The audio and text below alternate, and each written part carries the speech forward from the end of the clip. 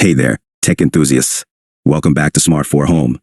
Today, we're going to talk about something that many Spectrum users might be wondering about: how to get YouTube on Spectrum. Now, for those who might not know, Spectrum is a popular cable and internet service provider, but it doesn't come with built-in access to YouTube like some other platforms do. However, fear not, because there are a few simple ways you can still enjoy YouTube content on your Spectrum devices. Go 1. The first method is by using a streaming device like Roku, Amazon Fire Stick, or Apple TV. These devices offer access to a wide range of streaming services, including YouTube. Simply connect your streaming device to your Spectrum TV, and you'll be able to access YouTube through its interface. 2. Once you've connected your streaming device, just search for the YouTube app in the App Store and download it.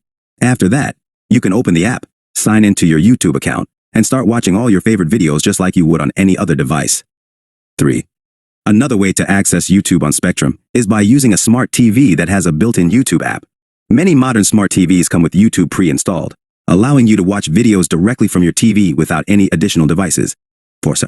If you have a smart TV, simply navigate to the app section and look for the YouTube app.